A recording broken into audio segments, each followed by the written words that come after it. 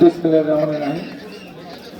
হযরত ফাতেমা রাদিয়াল্লাহু আনহা মহিলা মাদ্রাসা আজকে ওয়াজ মাহফিলে সম্মানিত সভাপতি জনাব মোহাম্মদ আমিনুর রহমান, সাধারণ সম্পাদক পাঁচচল্লিশ বিএনপি উপস্থিত আছে। আজকে অনুষ্ঠানের প্রধান আকর্ষণ, যার জন্য আপনারা এতক্ষণ অপেক্ষা করেছেন, তার চমৎকার বক্তব্য শুনলেন, ইসলামিক কথাবার্তা, এবং সবচেয়ে গুরুত্বপূর্ণ যেটা, এই সরকার যাকে সবচেয়ে বেশি ভয় পেত, শেখ হাসিনা সরকার, এবং উনি কোথাও গেলে শত শত পুলিশ যেখানে দাঁড়িয়ে থাকতো, কোথাও মাহফিলের পারমিশন দিতেন, কোথাও দিতেন না।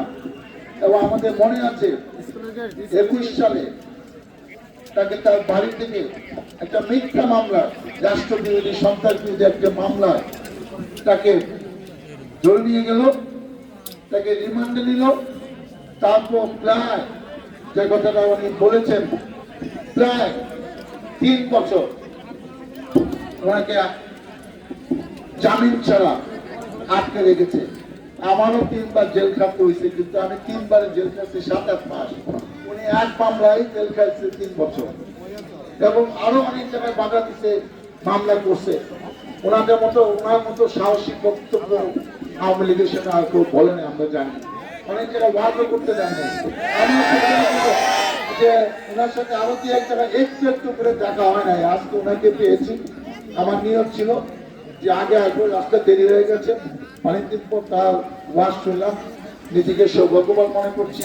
ইনশাল্লাহ আরো কোনো মাহফিলে থাকলে উনি যেখানে যাবে, ওনার ওয়াজ না শুনে আমি যাব না, কারণ ওনার ওয়াজ শোনা অনেক কিছু শিকার আছে। উপস্থিত আছেন আমাদের সুপার এলাকার সভাপতি বিএনপি, উপস্থিত মুসলিম ভাইয়েরা, মা বোনেরা যারা আমার ওয়াজ শুনছেন।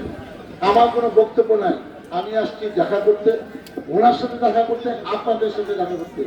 15-16 বছর এলাকায় থাকতে পারে নাই। উনি তো বিভিন্ন দেশে করছে, ওনার নামে শুনছি পরে সিঙ্গাপুরে মামলা হয়েছে। আমাকে ভাগ্যিস আমার নামে তার বিদেশে কোনো মামলা হয় নাই।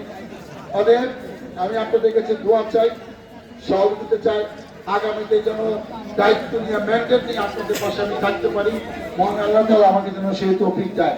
আর আজকে যেহেতু চলে এসেছি, এই মাদ্রাসার জন্য 50,000 টাকা ব্যক্তিগত অনুদান আমি দিয়ে যাচ্ছি। আপনারা আমার জন্য দোয়া করেন।